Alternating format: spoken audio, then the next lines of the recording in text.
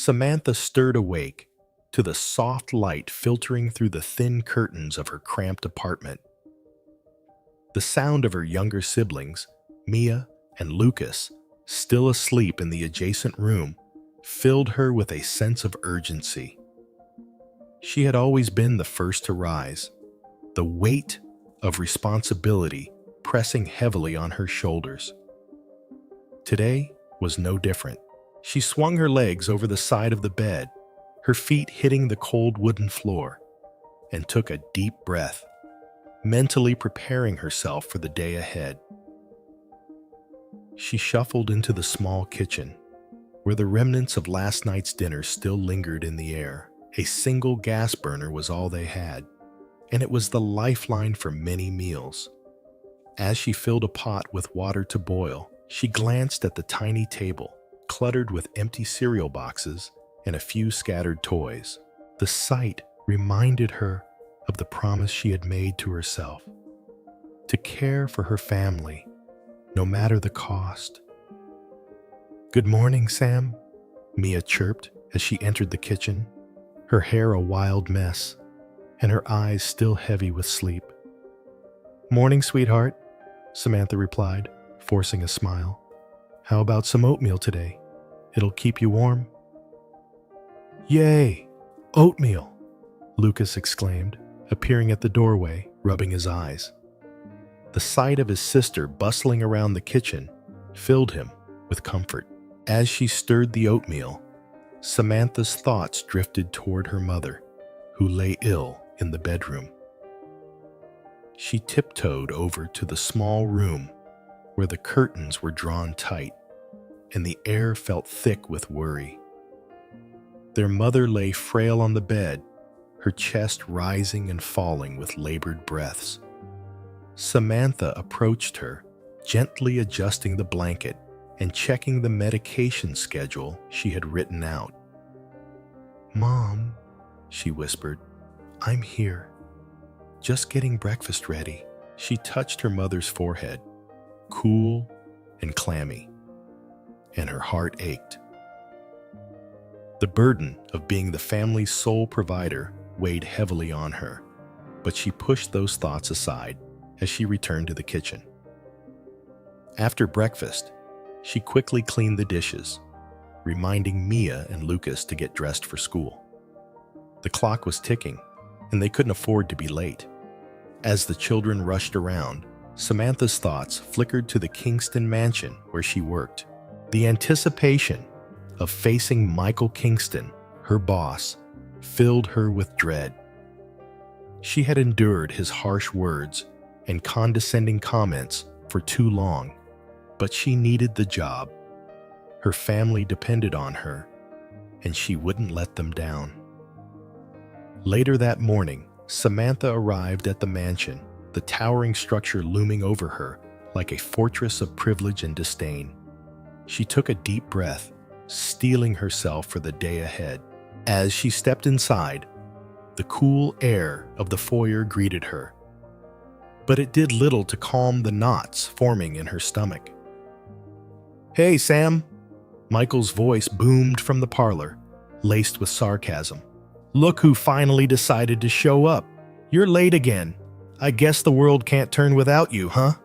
"Sorry, Mr. Kingston," she replied, keeping her voice steady.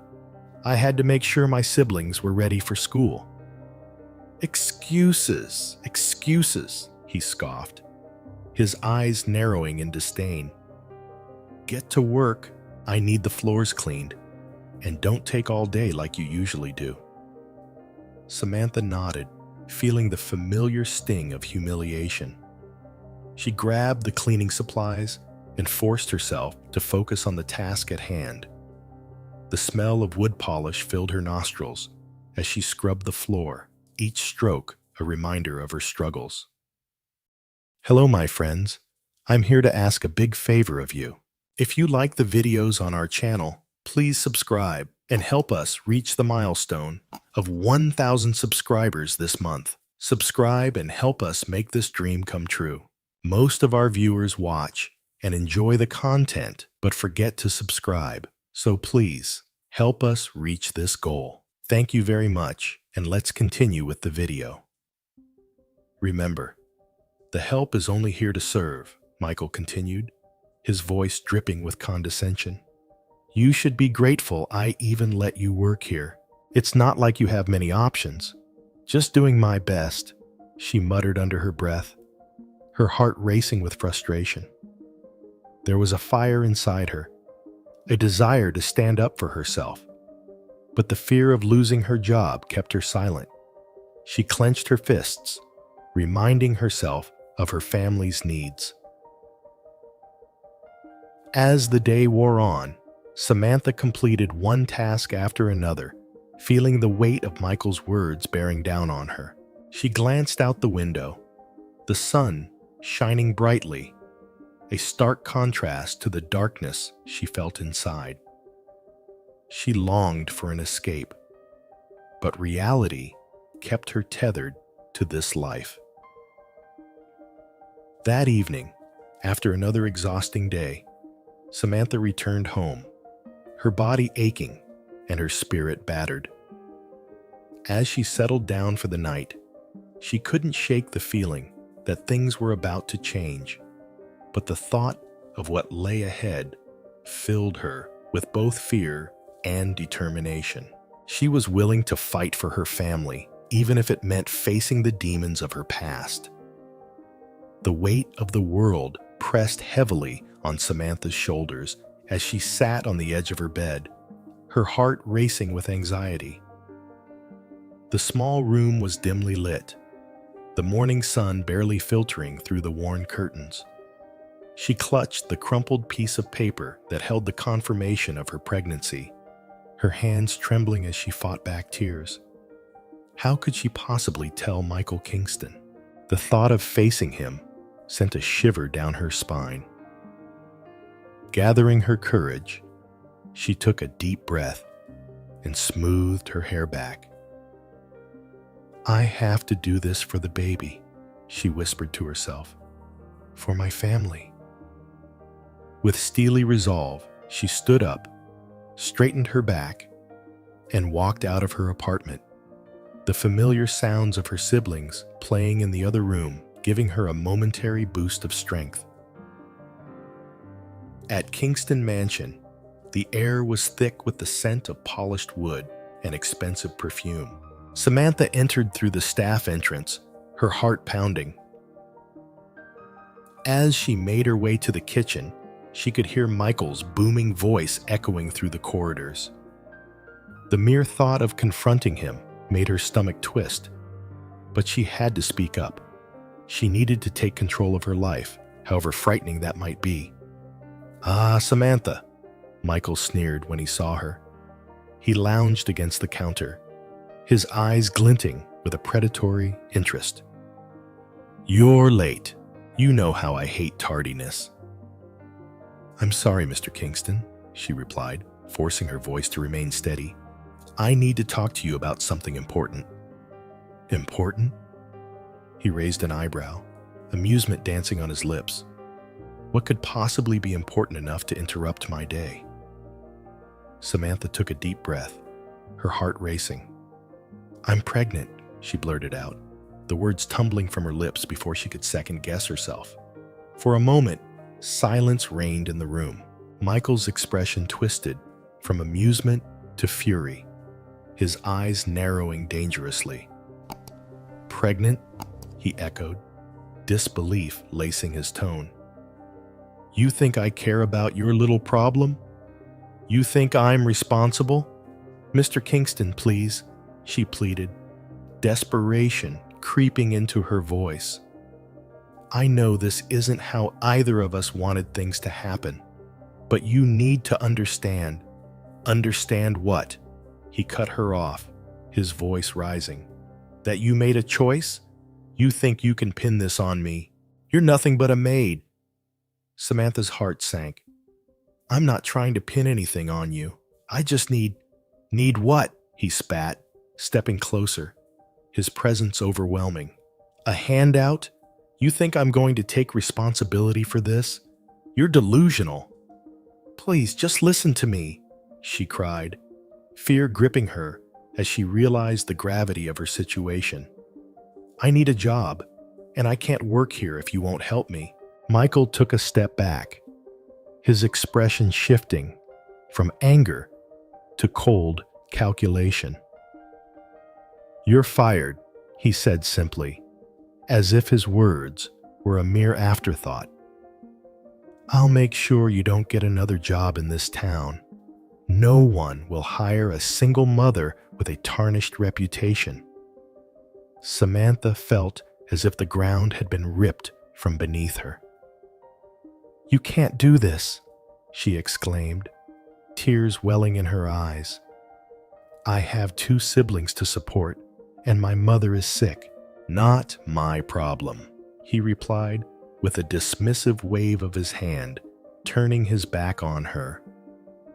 As she stood there, the enormity of her situation crashed over her like a tidal wave. Without the job at the mansion, she had no income, no safety net. She stumbled out of the kitchen, her heart racing, the walls of the mansion closing in on her. Days turned into weeks as Samantha desperately sought new employment. Each door she knocked on closed in her face. Each rejection echoed in her mind, reminding her of Michael's cruel words. "No one will hire a single mother," they seemed to taunt. With her savings dwindling, desperation clawed at her. She found herself wandering the streets with her siblings, scrounging for food and a place to sleep.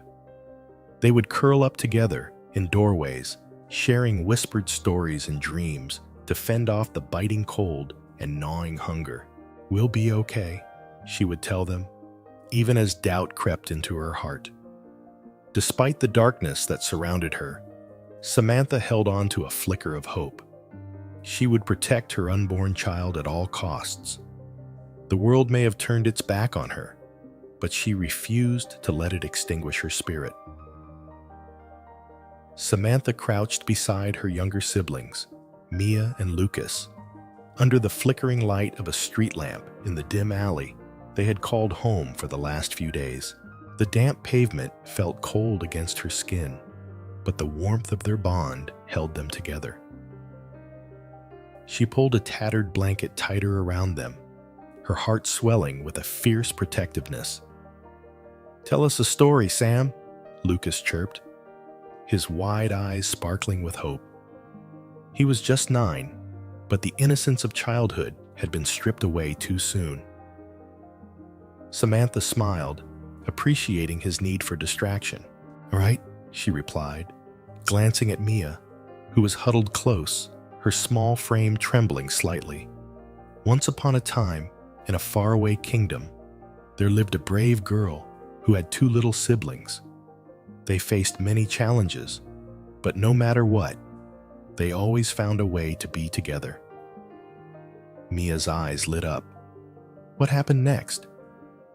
"The brave girl and her siblings discovered a hidden treasure," Samantha continued, weaving the narrative as she spoke. "It was not gold or jewels, but something far more precious: love and courage. They used their treasure to help others in need." "Just like us," Lucas exclaimed, his face lighting up with enthusiasm. "We can help people too." Samantha's heart ached at his innocence. "Yes, little brother, and one day we'll have enough to help ourselves first." Her voice wavered, but she held her head high, determined to shield them from the harsh reality that loomed over their lives. As the night wore on, Samantha's thoughts drifted to their next meal. They had been scavenging for scraps, and the idea of going to bed hungry gnawed at her.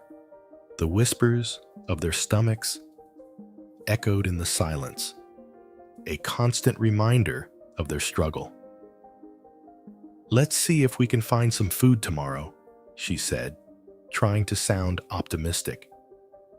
"I heard there's a soup kitchen not too far from here." Mia looked up, her brow furrowed with concern. "Will they have enough for us?" "I hope so," Samantha replied, brushing a strand of hair from her sister's face. "But even if they don't, we'll find a way. We always do." The next day, the sun rose, casting a golden hue over the city. The three siblings made their way through the streets, Samantha leading them with unyielding determination. As they approached the soup kitchen, a flicker of hope ignited within her. But when they arrived, the line stretched around the corner, a chaotic mass of hungry faces. "I'm scared," Mia whispered, clutching Samantha's hand tightly. "Me too, but we can't give up," she reassured her. "Let's stick together, okay?" They waited, the minutes stretching into what felt like hours, but the smell of soup wafting through the air kept their spirits alive. When they finally reached the front, Samantha's heart raced as she received bowls of steaming soup and bread. She felt a surge of gratitude wash over her. "Thank you," she said, her voice thick with emotion as she took the bowls back to their small corner of the park. They sat together on a bench, savoring the warmth of the food. "Sam, this is the best soup ever," Lucas declared, slurping noisily. Samantha chuckled, her heart lighter for the moment. "It's not just the soup. It's that we're together, right?" Mia nodded fervently. "Right." As they finished their meal, a kind woman approached them. "You three look like you could use some help," she said softly, her eyes filled with compassion. Samantha's heart raced. "We're okay," she replied, but the woman's presence stirred something deep within her, an acknowledgement of their struggle. "I run a local charity," the woman continued, "and we're offering temporary shelter for families in need. Would you like to come with me?" Samantha hesitated, the weight of her pride clashing with the desperate need for stability. But as she looked at her siblings, she realized this could be a turning point, a chance to find safety and support. "Okay," she finally said, her voice steady. "We'd love to come." As they followed the woman, hope blossomed in Samantha's heart, though uncertainty lingered. She knew the road ahead would not be easy, but with her siblings by her side, she felt a renewed sense of strength. Days later, in a small room in the shelter, Samantha cradled her newborn son, Ethan, in her arms. The faint sound of his cries filled the air, but it was a sound she cherished, a reminder of her resilience. "I promise to give you a better life," she whispered to him, tears brimming in her eyes. "You'll never face what we did." In that moment, surrounded by her siblings and the warmth of newfound hope, Samantha found strength in her role as a mother. She vowed to protect and nurture her family, determined to rise from the ashes of her past and create a brighter future. Years had passed since Samantha first stepped into Kingston Mansion, a place that once felt like a prison, but had become a distant memory of her struggles. Now, the sun cast a warm glow on her modest apartment, illuminating the faces of her children as they played on the living room floor. Ethan, with his infectious laughter, reminded her of the joy that could still be found amid hardship. Samantha had grown into a warrior, balancing multiple jobs while nurturing her children and supporting other women in her community who faced similar adversities. One evening, as she stirred a pot of stew that bubbled on the stove, she received a call that would shift the course of her life once again. The name on the screen sent a chill down her spine. Michael Kingston. She hadn't heard from him since that fateful day years ago when he had cruelly severed her employment and her last thread of security. Hesitantly, she answered, "Samantha." His voice was raspy, marked by the weight of illness. "I need to see you." Her heart raced. "Why now, Michael? What do you want?" I want to make amends. I'm not the same man I used to be. I've changed," he stammered, his vulnerability almost palpable. Samantha felt a wave of emotions crash over her, but she quickly steadied herself. "You think you can just waltz back into my life? You've done enough damage. I know I have, but I'm asking for your forgiveness. It's important to me," he replied, his voice cracking slightly. "Why? What do you gain from this?" she pressed, her voice firm yet tinged with curiosity. "You and Ethan," he said, the sincerity in his voice surprising her. "I want to meet him. He deserves to know who his father is." The idea unsettled her, yet the thought of securing a better future for her children lingered in her mind. What if this meeting could open doors she never thought possible? "I'll think about it," she finally said, ending the call with mixed feelings swirling inside her. In the days that followed, Samantha pondered the implications of meeting Michael.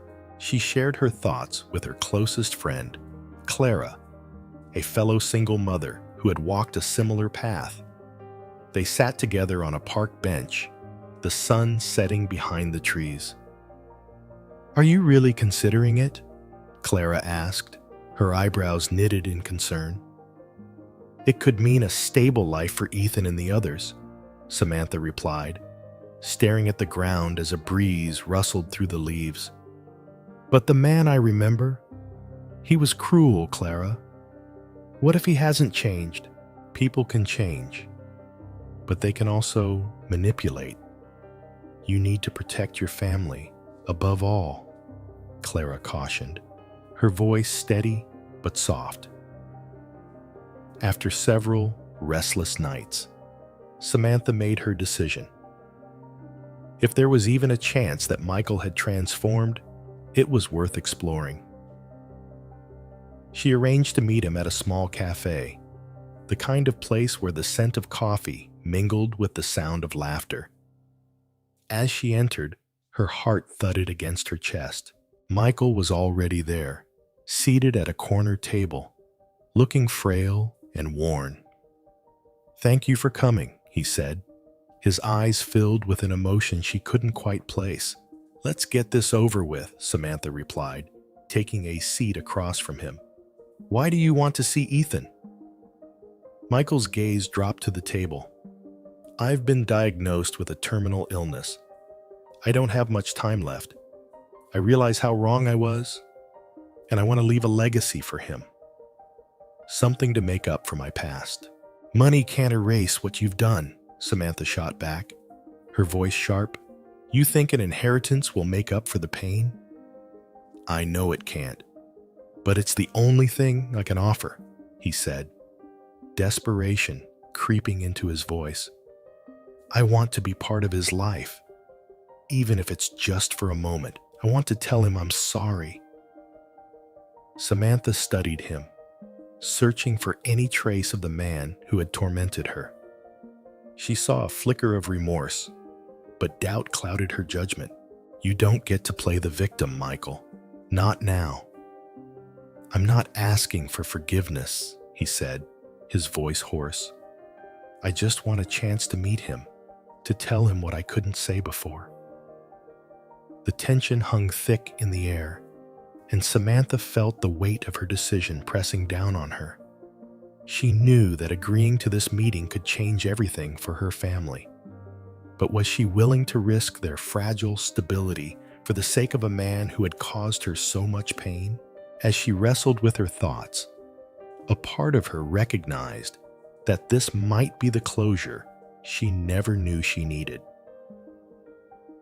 Samantha sat across from Michael in the dimly lit room, the air thick with unspoken words and lingering tension. His health had deteriorated significantly since she last saw him, and the frail figure before her was a stark contrast to the imposing man who had once made her life a living nightmare. She could hardly reconcile this man with the face of her tormentor, the man who had taken so much from her. Yet, as he looked at her with weary eyes, something shifted in the atmosphere. A strange blend of regret and vulnerability hung in the air, urging her to listen. "Ethan," Michael began, his voice hoarse, "he's my son. I want him to know that. I want to leave him something, a legacy, something he can be proud of. Something that shows he's not defined by me." Samantha's heart raced, caught in a whirlwind of emotions. She felt anger surge within her, mixing with a flicker of hope she dared not fully embrace. "You think a legacy can erase what you did to me? To us?" she replied, her voice steadier than she felt. "You think money can wash away the pain?" Michael looked down, his fingers trembling slightly as he clasped them together. "No, I know it can't. But I have resources now, money that I can leave for him. I can set up a trust fund, something that could give him opportunities. A chance to escape the shadow of his father," he said, his voice breaking slightly. "I never wanted this for him." Samantha struggled to process his words. The promise of financial security for Ethan was enticing, a dream she had been chasing for years, but it came at the cost of acknowledging the man who had caused her so much suffering. "And what makes you think I would ever let you near him?" she shot back, her protective instincts flaring. "You don't get to play the role of the father now, not after all you've done." "I'm not asking for that," Michael replied, urgency creeping into his tone. "Just consider it. I'm not long for this world. I want to make amends, even if it's too late. For Ethan's sake, please." For a moment, silence enveloped them, the weight of his request hanging heavy in the air. Samantha's mind raced, weighing the potential for a better future against the scars of the past. Eventually, she sighed, her resolve wavering. "You want me to think of Ethan? But what about my siblings? What about the life we've built without you? I won't let your money come with strings attached. I wouldn't dream of it. I just want to do right by him," Michael insisted, his voice cracking. "Please, I'm begging you." Days turned into weeks after their tense conversation, and the reality of Michael's passing hit Samantha like a freight train. Standing in the funeral home, she felt a mixture of grief and relief. The man who had brought her so much pain was gone, leaving behind a complicated legacy.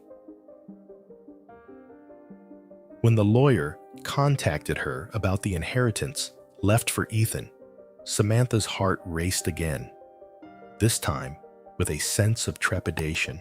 As she stood in the lawyer's office, staring at the documents detailing Michael's estate, a conflict arose within her. The inheritance was substantial, enough to provide her children with a comfortable life, a life free from the chains of poverty she had fought against for so long.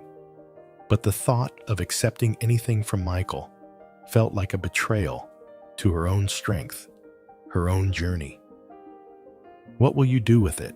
her friend Lisa asked, concern etched across her face as they sat in the cafe afterward, the weight of the world still heavy on Samantha's shoulders. "I want to break free from my past, but taking his money feels like I'd be accepting him into my life again," Samantha replied, stirring her coffee absent-mindedly. "But what if I could use it for something good?" "Like what?" Lisa prompted, leaning in. "I could start a foundation, a place for women like me, who have faced abuse and discrimination. A safe space where they can find support and resources," Samantha said, her eyes lighting up with inspiration. I could channel my pain into something that helps others. Lisa nodded, a smile breaking through her concern. That's brilliant, Sam. You could turn this painful legacy into something powerful. You have the chance to change lives. With newfound determination, Samantha left the cafe, envisioning the foundation that could rise from the ashes of her past. As she stepped into the sunlight, she felt a spark of hope igniting within her. This was her chance to reclaim her narrative, to turn the pain she had endured into purpose. And for the first time in years, she felt the weight on her shoulders beginning to lift, replaced by the promise of a brighter future for her children and for all the women she would help along the way. As the foundation gained momentum, Samantha found herself immersed in a whirlwind of activity. The walls of her modest office were adorned with posters showcasing the stories of survivors and the mission of the Kingston Foundation. She felt a rush of pride as she watched women come together, sharing their experiences and finding strength in one another. Yet, beneath the surface of her advocacy work, a simmering determination began to take root within her. One afternoon, while sorting through a stack of old documents that Michael Kingston had left behind, Samantha stumbled upon a folder that caught her attention. It was a collection of letters, correspondence between Michael and various influential figures of the community. As she scanned the pages, her heart raced. The contents revealed a pattern of manipulation and abuse, not just towards her, but towards many others. Michael had leveraged his wealth and status to escape accountability, and she realized that she held the key to exposing the truth. "Samantha, are you okay?" her friend Lisa asked, peeking into her office. Lisa had been volunteering at the foundation since its inception, providing much-needed support and encouragement. "I think I found something," Samantha replied, her voice steady but laced with urgency. "Something that could change everything." Lisa stepped inside, intrigued. "What do you mean?" Samantha laid the letters on the desk, her fingers trembling slightly. "These documents show how Michael manipulated people to cover up his actions. If we can gather enough evidence, we could expose him posthumously. This isn't just about me. It's about all the women he hurt." Lisa's eyes widened as she read through the contents. "This is huge, Sam. But do you think it's safe to go public with this?" Samantha took a deep breath, recalling all the horrors she had endured and the lives her foundation aimed to protect. "If we stay silent, we're allowing his legacy of abuse to continue. We owe it to the women who never got a chance to speak out." Together, they began to compile a comprehensive report detailing Michael's actions and the systemic failures that had allowed him to operate without consequence. They reached out to other survivors and activists, building a coalition united by the desire for justice. Each meeting was filled with shared stories and cries for change, igniting a fire within Samantha that she never knew she possessed. Weeks passed, and as the coalition grew, they decided it was time to go public. Samantha stood at the podium, her heart pounding as she faced an audience of reporters and supporters. The room was filled with a mix of anxiety and hope. "Today, we stand together, not just to mourn the victims of abuse, but to demand accountability," she began, her voice unwavering. "Michael Kingston used his power to silence those who suffered. But his time is over. We will not be silenced any longer." As she recounted the evidence they had uncovered, she witnessed the impact of her words. gasps filled the room, and the murmurs of disbelief echoed as she detailed the systemic issues that enabled Michael's behavior. Later that week, a wave of media coverage erupted. Samantha's story resonated with countless individuals who had faced similar injustices. The police began investigating the claims, and she felt a surge of hope as she realized that change was finally within reach. In a shocking turn of events, authorities arrested several key figures who had aided Michael in perpetuating his abuse. The news came like a tidal wave. Relief and vindication mingled within her as she spoke to the gathered supporters outside the courthouse. "This is just the beginning," she declared, her eyes shining with conviction. "We will continue to fight for those who don't have a voice, and we will ensure that no one else has to endure what we did." As she walked home later that evening, the crisp air filled with the scent of impending rain, Samantha reflected on her journey. From a young woman burdened with despair to a fierce advocate for justice, she had transformed her pain into strength. Her family was safe now, and her heart swelled with love for her siblings and her son, Ethan. They were her motivation, her reason to keep going. The future stretched before them, not as a dark abyss, but as a canvas waiting to be painted with hope, resilience, and love. She understood now that her journey was not just about healing herself, but about creating a legacy of strength for others who would follow in her footsteps.